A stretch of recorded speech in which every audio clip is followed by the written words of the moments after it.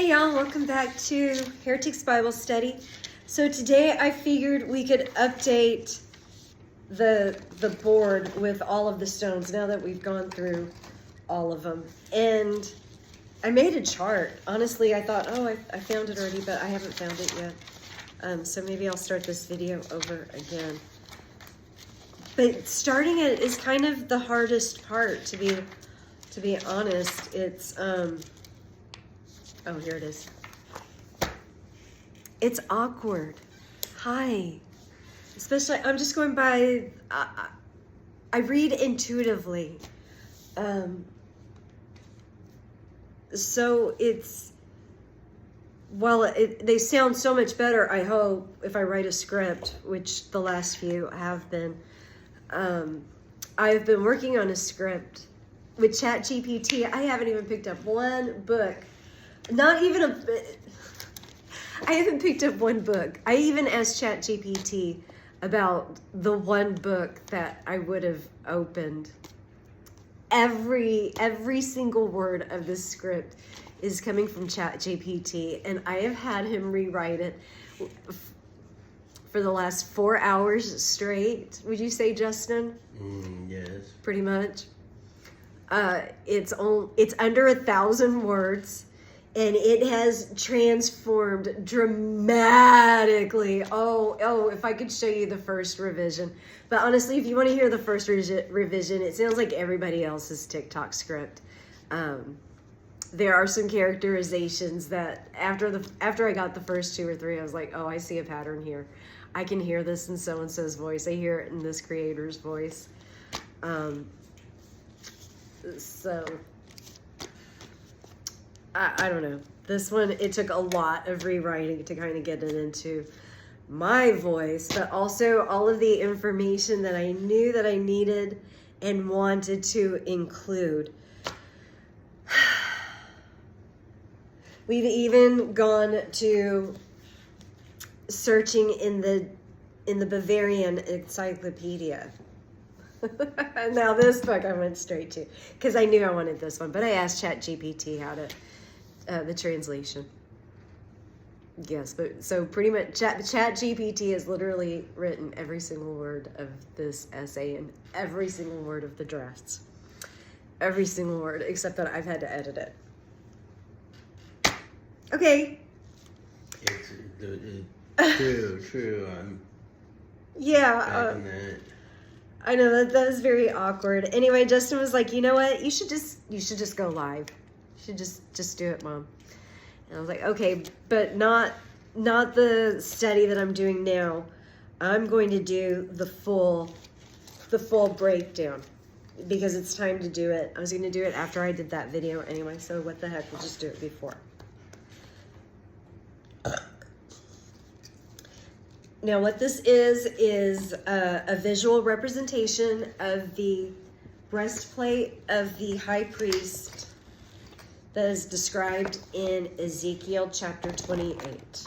Okay, it is 4 rows, each with 3 gemstones. Each gemstone corresponds with one of the tribes of Israel.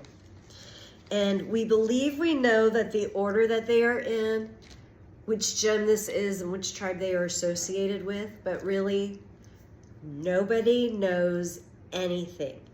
And I've been using, I'm up to 4 different versions now.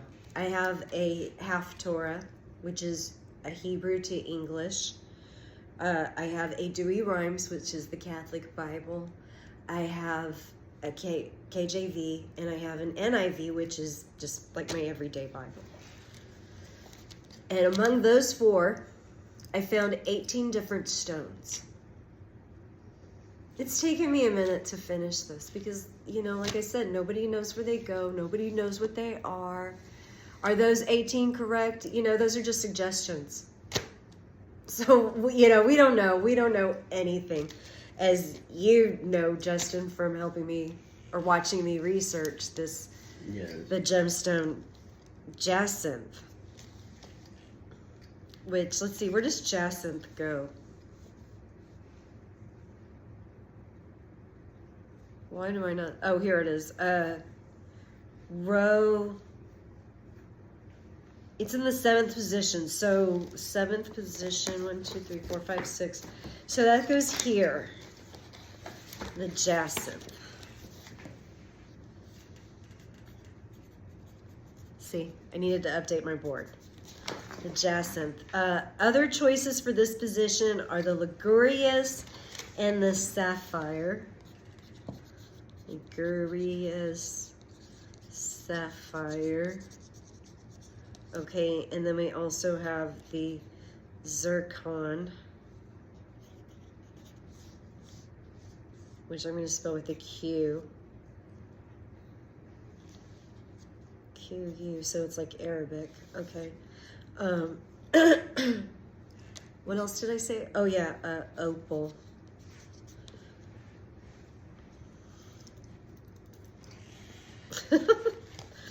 That's a lot. That's a lot of choices. All right, we're gonna do all of them like that.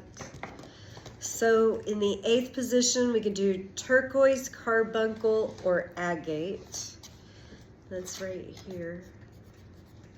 Turquoise, carbuncle. Carbuncle. Yeah, I know, isn't that a cool name? Yeah. Or agate. Oh, so carbuncle is like this other word, ligurius. It's an ancient word. Nobody knows what it means. Nobody knows where it comes from. Nobody knows nothing about it. You know, it's like likely, it's possible, it means this, it means that. But nobody really knows, so they just keep using the name. But they know that the name, but this is weird, right? Because they keep using the name even though they don't know what it is. But they don't use the original Hebrew name, which they could just go ahead and use. Why not? Nobody knows what the Uman and Thuman are, but you use that. Nobody knows what Shibboleth means, but you still use that. You know that there's got to be other words that they didn't translate because there is no translation for them, right? Like kindergarten, it just becomes it goes from German to just being assumed in the English language, and now it's spelt differently, and that's that. We use it without even thinking about it, right? Right. Yes, but no, we went ahead and translated it. Now it's carbuncle. Doesn't make any sense. Here is one that has no, oh, okay, I thought I did this wrong.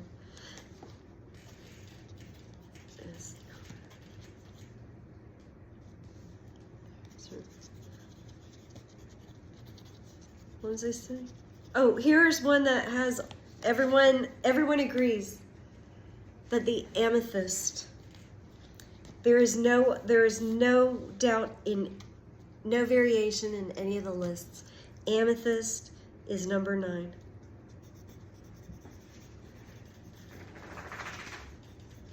I was just telling myself I should put a number 9 here, and now I see that there's a number 9 in the corner. I can't see it. This is 9. What is 9? Oh, it's an aleph.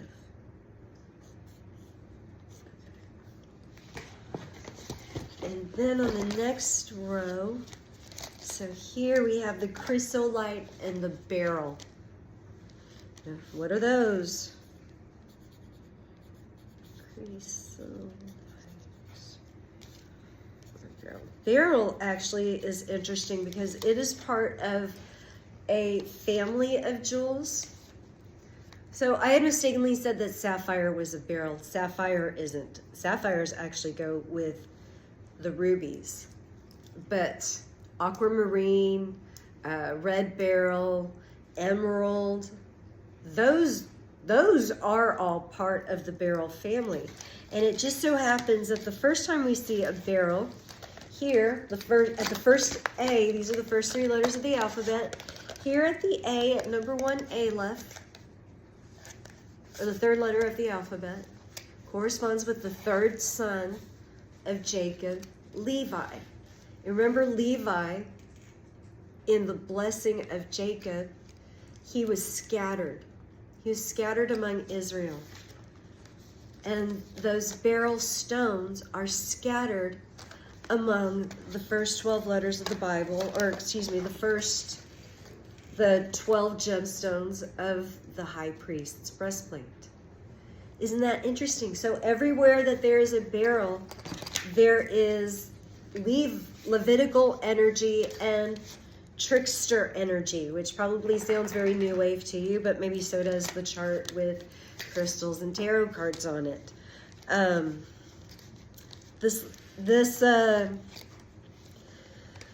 Levitical trickster energy associates with the god Mercury, since we're going to go there. Associates with the god Mercury. And also, you know, it just also goes to show that it is outside of God's plan. This is God's plan. This was God's original plan, believe me. That's what it says right here. I am God's original plan.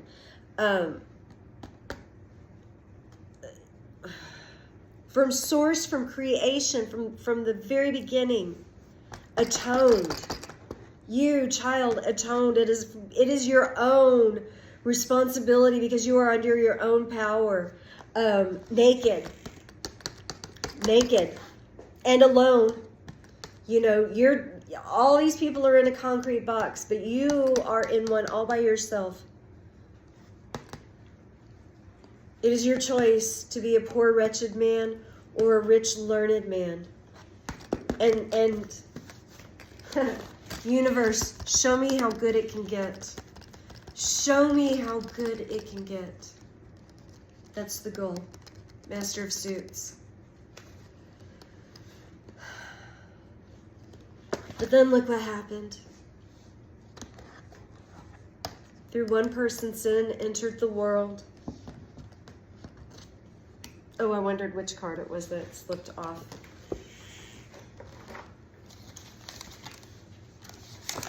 Right? Mary, the Adam and Lilith story, nay.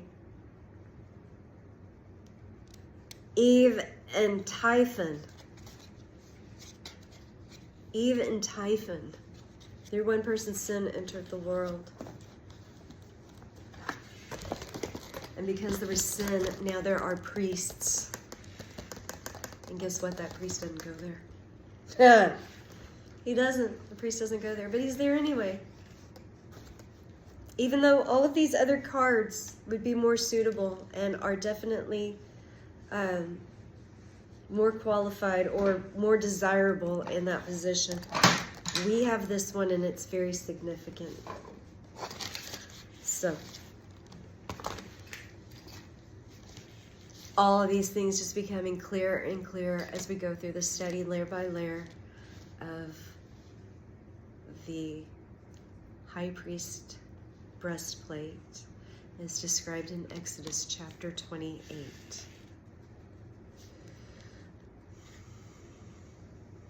Assigning to all of the letters in those positions the first 12 letters of the Bible. Right, does that make sense how I got the first 12 letters of the Bible there? It just so happened really that the letters came first. I had 3 letters, then I had 6 letters, then I had 9 letters, then I had 12 letters.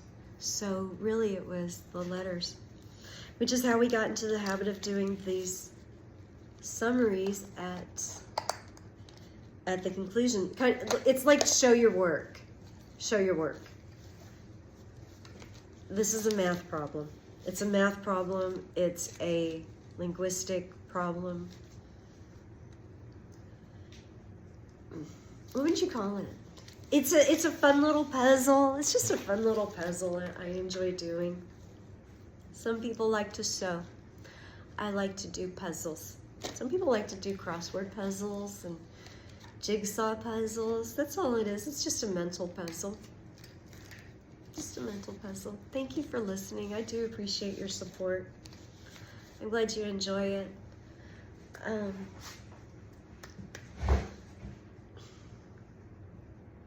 Oh, I'm sorry. We were copying the names of the gemstone now into the book. Okay, so here we have at position 1, we have the ruby or a stone, an ancient stone called the sardis. Of course, we've gone over reasons why a lot of these translations may or may not be, but it turns out, even though some of these stones are too hard to carve, like you can't really carve your initials into a diamond. That's not how it works, right? The diamond's too hard, and it's very brittle, which is why you're looking for perfection, because they're very brittle. But King Solomon had a worm called the shamir that was that it could etch into these stones. It's also because no iron tool was used in creating the temple. It's said that the worm shamir operated unto King Solomon's directions.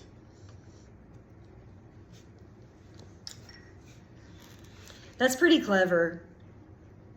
And I know you have to be good, really, really good and really precise with your math, because like if that worm is anything like the AI, you have to tell it over and over and over. Why do you keep I keep pulling out all references to the chakras in 4.4 billion years, and every time you correct it, you put these things in. Why? Why do you keep bringing this up?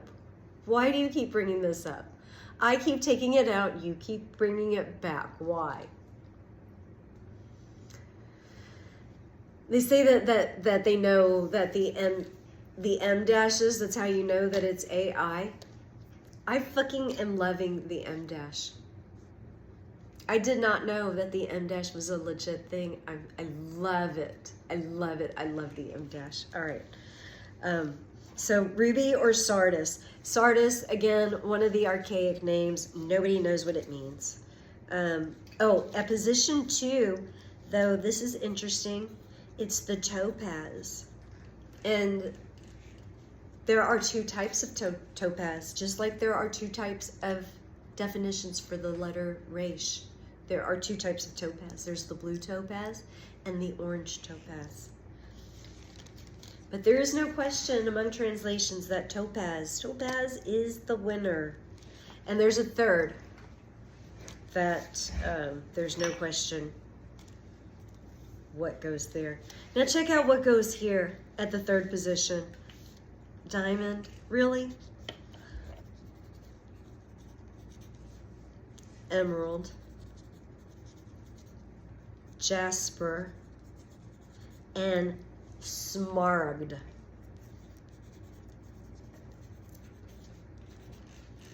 Smaragd is one of those ancient words that nobody knows what it means. But doesn't it remind you of something elven, something Scandinavian, something sort of Lord of the Rings-ish? Yes, what was it? Smaragd. Yes. It's ancient Hebrew. I don't believe it. I don't believe it. No, it has to be Norse. It has to be. I love it. An emerald, by the way. Oh, and it is another word for emerald, apparently. So again, if that's the ancient word, why not keep it as the ancient word when the ancient word means what the modern word is? I don't understand. But the emerald is a beryl, so Levitical energy right there. The diamond, I've already did a video on this. There's no way it can be a diamond. A diamond is a King James thing where he was trying to rack up the market. It was like advertising. It was like subliminal. It was like product placement. It was product placement. I'm writing that down. Product placement.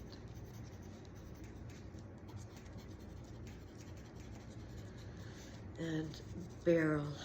Okay. Scandinavian. Is that the word I want? Scandinavian. Okay.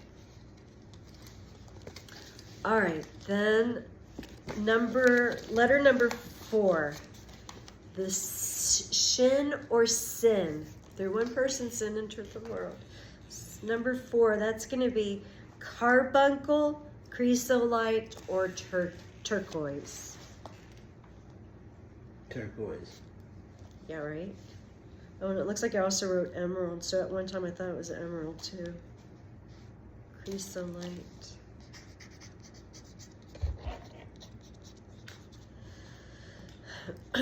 Which really, again, it just brings that trickster energy. Anytime you see a beryl in a possible position, why is it unclear?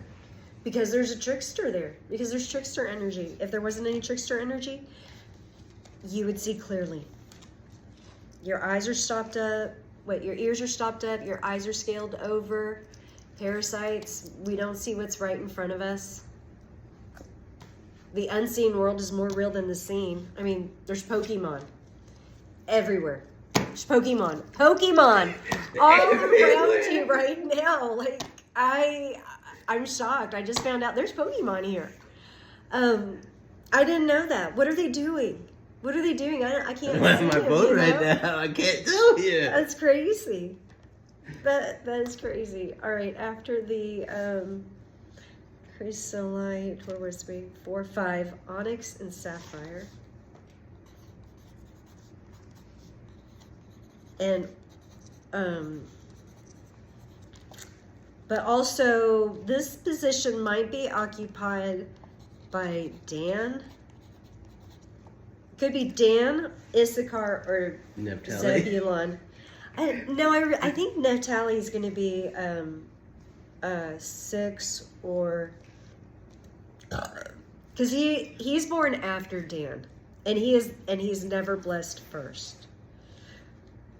I shouldn't say never. He is not blessed first in the blessing of Jacob, Genesis 49. And Dan, we said, was connected with the jacinth, so we're going to put that there. Of course. And then Naphtali and Issachar. And that is emerald, jasper, or diamond.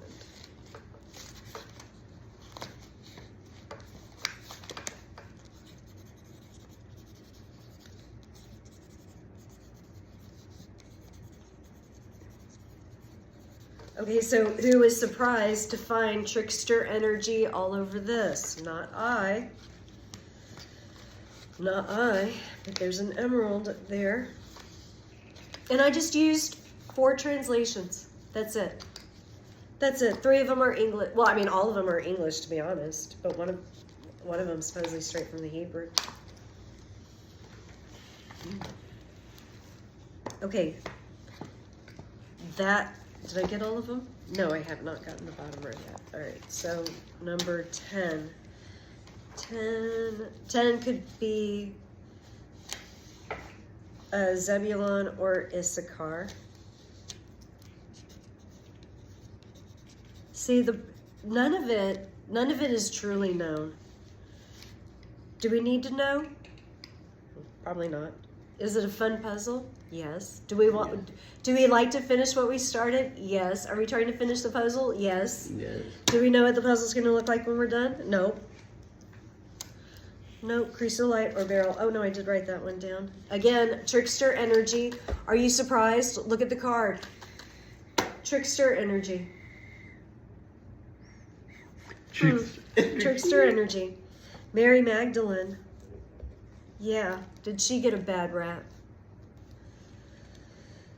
I think so. After that would be onyx. This is the third one where everybody agrees. Yep, it's an onyx. And then at the last one, we have jasper and beryl. So, jasper. There's that trickster energy again. So we have, because there's a whole family of gemstones that are called beryl, and everywhere there's a beryl, there is there is trickster energy. There's crazy stuff going on. Sorry, but there is another family within here. Jacob had 2 wives. 4. Jacob had 2 wives, and there's another family in here, and that is the family of quartz. So what is a quartz? quartz is agate, onyx, jasper, and carnelian. So at the Aleph, which one is this one? Jasper. Here at the 6th letter, the 3rd letter, the 6th letter, the 5th letter,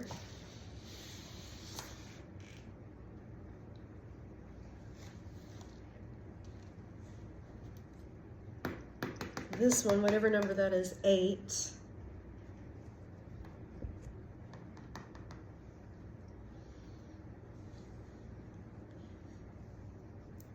$11 and 12. So isn't that interesting? Oh, I gotta write these down.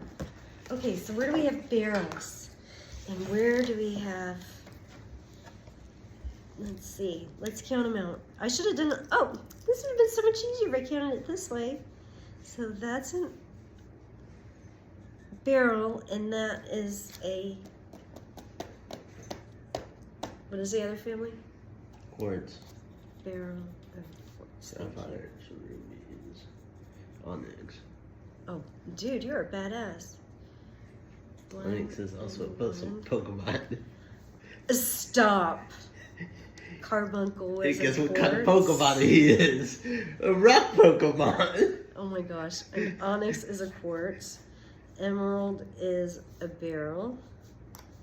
Jasper is a quartz. Jacinth, ligurius, sapphire, turquoise, carbuncle is a quartz. Agate is a quartz. Amethyst, chrysolite, beryl. Onyx, a quartz. Jasper, a quartz, and beryl. So there's 4 beryl, which I thought was a lot.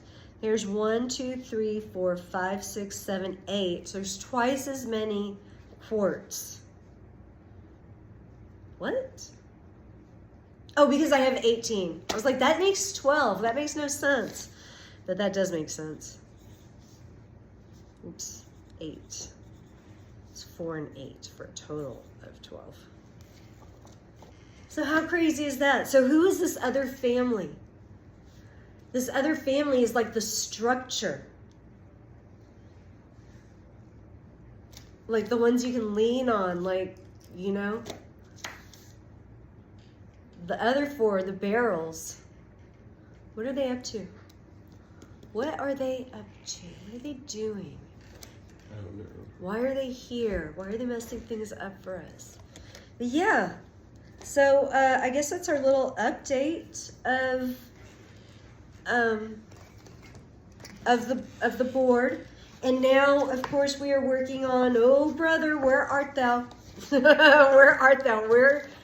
Which sun goes on which on which square? Which sun goes with which stone? Which goes where? We're trying to figure it out. And yeah, so that series is up on YouTube along with this one. And then in the next day or two, maybe even tonight, I will record Jacinth, which will be number 11 in the series.